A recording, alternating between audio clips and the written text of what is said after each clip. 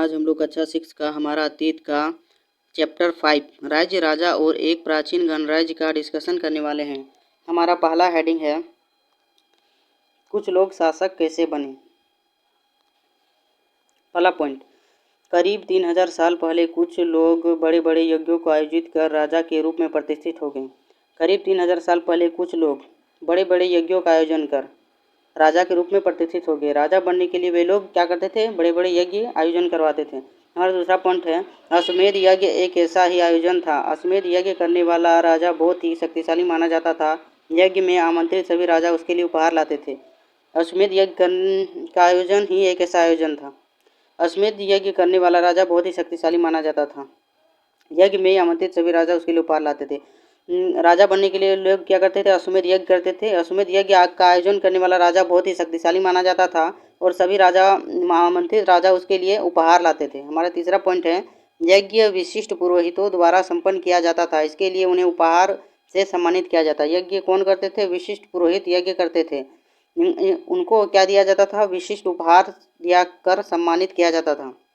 हमारा दूसरा हेडिंग है जनपद। जनपद किसे कहते हैं?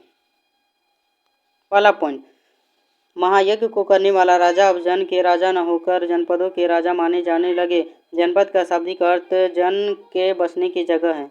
महायज्ञ को करने वाला राजा अब जन के राजा न होकर जनपद के राजा कहलाने लगा।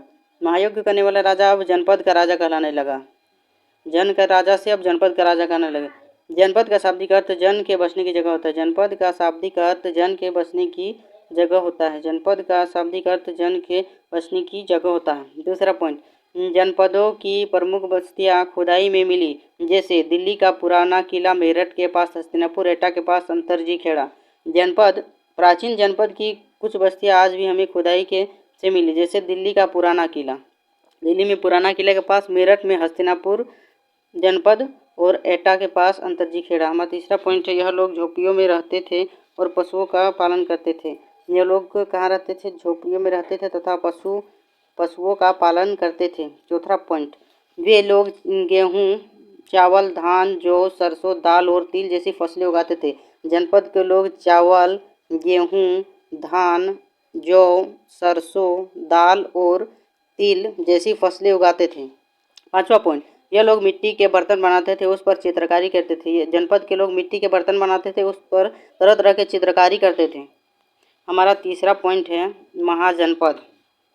महाजनपद पहला पॉइंट, करीब 2500 साल पहले कुछ जनपद अधिक महत्वपूर्ण हो गए, उन्हें महाजनपद कहा जाने लगा। करीब 2500 साल पहले, कितना? 2500 साल पहले कुछ जनपद अधिक महत्वपूर्ण हो गए, उन्हें महाजनपद कहा जाने लगा। दूसरा पॉइंट, महाजनपद के राजा अपनी राजधानी के चारों ओर विशाल, ऊंची और प्रभावशाली दीवार खड़ी कर अपनी समृद्धि और शक्ति का प्रदर्शन करते तथा दूसरे राज्य के आक्रमणों से अपनी रक्षा भी करते। महाजनपद के लोग क्या करते थे? अपना राजधानी के चारों ओर विशाल, ऊंची और प्रभावशाली दीवार खड़ी करते थे, यानी कि घेराबंदी करते थे और अपनी समृद्धि और शक्ति का प्रदर्शन करते थे तथा दूसरे राज्य के आक्रमणों से अपनी रक्षा भी करते थे। हमारा तीसरा पॉइंट है इस तरह की विशाल दीवार बनाने के लिए व्यापक योजना और लाखों की संख्या में ईंट और पत्थर लगे होंगे। इस तरह की विशाल दीवार बनाने के लिए उन्हें लाखों की संख्या में ईंट और पत्थर का जरूरत पड़े होंगे तथा इसमें बहुत सारे मजदूरों की भी जरूरत पड़ी होगी। हमारा चौथा पॉइंट है अब राजा सैनिक को वेतन देकर पूरे साल भर रखते थे। पहले राजा सैनिक नहीं रखते थे तथा जरूरत पड़ने पर वे सैनिक लाते थे, पर राजा अब सैनिकों को नियमित रूप से वेतन देने लगे तथा उन्हें रखने लगे। हमारा चौथा हेडिंग है कर। और चौथा हेडिंग क्या है? कर। पहला पॉइंट, महाजनपदों के राजा लोगों द्वारा समय समय पर लगाए गए उपहारों पर निर्भर न होकर नियमित रूप से कर वसूलने लगे। महाजनपद के राजा क्या करने लगे? लोगों द्वारा समय समय पर उपहार दिए जाते थे जनपद के राजाओं को, और इस पर निर्भर न होकर वे लोग अब नियमित रूप से उससे कर वसूलने लगे। दूसरा पॉइंट, विभिन्न कर, फसल कर, कारीगर कर, पशुपालक पर कर, व्यापारियों पर कर और शिकारी तथा संग्राहकों पर कर।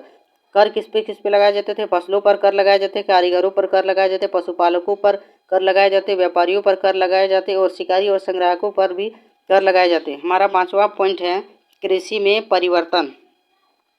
कृषि में परिवर्तन, इस युग में कृषि में दो बड़े परिवर्तन हुए। पहला, हल के फल अब लोहे के बनने लगे, जिससे कठोर जमीन पर भी खेती संभव हुई। दूसरा, लोगों ने धान के पौधे का रोपण शुरू किया। पहले लोग धान को खेतों में छिड़क देते थे, जिससे पैदावार में वृद्धि हुई। इस युग में कृषि में दो परिवर्तन हुए। पहला, हल के फल अब लोहे के बनने लगे। पहले किससे बनते थे? लकड़ी के बनते थे, जिससे कठोर जमीन नहीं जोती जा सकती थी तथा इसमें खेती संभव नहीं थी। पर अब जब हल में लोहे के फल बनने लगे तो कठोर जमीन भी खेती योग्य बनने लगी। दूसरा परिवर्तन, लोगों ने धान के पौधे को रोपना शुरू किया। पहले धान को खेतों में छिड़क देते थे, जिससे पैदावार में वृद्धि होती थी। पहले लोग धान को केवल खेत में छिड़क देते थे, जिससे धान होता था। पर अब लोग धान को छिड़क के उसको उखाड़ के दूसरे जगह रोपते थे, इससे पैदावारों में वृद्धि हुई। हमारा छठा पॉइंट है मगध साम्राज्य। मगध साम्राज्य। पहला पॉइंट, गंगा और सोन नदियां मगध से होकर बहती है। यह यातायात, जल वितरण और जमीन को उपजाऊ बनाने के लिए महत्वपूर्ण है। गंगा और सोन नदियां कहाँ से बहती है? मगध से होकर बहती है। यह नदियां यातायात, जल वितरण और जमीन को उपजाऊ बनाने के लिए बहुत ही महत्वपूर्ण है। दूसरा पॉइंट, मगध का हिस्सा जंगलों से भरा था, जिससे उपयोगी लकड़ियां भी प्राप्त होती थी। इन जंगलों में रहने वाले हाथियों को प्रशिक्षित किया जाता था। मगध का हिस्सा क्या था? जंगलों से भरा था, जिससे उपयोगी लकड़ियां प्राप्त होती थी तथा यहाँ रहने वाले हाथियों को प्रशिक्षित किया जाता था, उन्हें सेना में भर्ती किया जाता था। तीसरा पॉइंट, इन क्षेत्र में लो अयस्क की खानें भी थी, जिससे मजबूत हथियार बनाए जाते थे। मगध के क्षेत्र में लो अयस्क की खानें भी थी, इससे मजबूत हथियार और औजार बनाए जाते थे। हमारा चौथा पॉइंट है, मगध में बिंबिसार, अजातशत्रु और महापद्मानंद आदि बहुत ही शक्तिशाली शासक थे। इन्होंने मगध को उत्तर पश्चिम भाग में फैला दिया।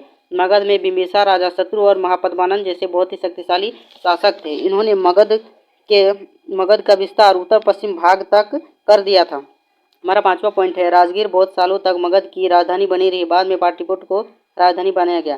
पहले मगध की राजधानी क्या थी? राजगीर थी, पर बाद में उसे पाटलिपुत्र में बनाया गया, जो कि आज वर्तमान पटना के रूप में जाना जाता है। हमारा छठा पॉइंट है, 2300 साल पहले जब सिकंदर मगध की ओर कूच करना चाहा तो उसके सिपाहियों ने मगध की विशाल सेना को देखकर भयभीत हो गए और आक्रमण करने से मना कर दिया। लगभग 2300 साल पहले जब सिकंदर ने मगध की ओर कूच करना चाहा तो उसके सिपाहियों ने मगध की विशाल सेना को देखकर भयभीत हो गए और आक्रमण करने से मना कर दिया। उस समय मगध की सेना बहुत ही विशाल थी, जिससे सिकंदर के सैनिक डर गए और वो आक्रमण करने से मना कर दिए। हमारा सातवां पॉइंट है, वज्जी जनपद। पहला पॉइंट, मगध के निकट ही वज्जी राज्य था, जिसकी राजधानी वैशाली थी। मगध के निकट कौन सा राज्य था? वज्जी राज्य था, जिसकी राजधानी वैशाली थी। दूसरा पॉइंट, यहाँ एक अलग प्रकार की शासन व्यवस्था, जिसमें गण या संघ कहते हैं, इसमें कई शासक होते थे। इनमें से प्रत्येक व्यक्ति राजा कहलाता था। यहाँ एक अलग प्रकार की शासन व्यवस्था, जिसमें गण या संघ होते थे, ये सामूहिक रूप में अपना निर्णय लेते थे। इसमें प्रत्येक में अलग अलग शासक होते थे। तीसरा पॉइंट, सभी राजा अनुष्ठान, बहस, बातचीत, वाद विवाद और आक्रमण के विषय में सभा में साथ मिलकर चर्चा करते थे। ये सभी राजा अनुष्ठान, बहस, बातचीत, वाद विवाद और आक्रमण के विषय में साथ मिलकर चर्चा करते थे। हमारा चौथा पॉइंट है, कई आक्रमण के बावजूद यह गण संघ 2500 साल से 1500 साल तक चलते रहे।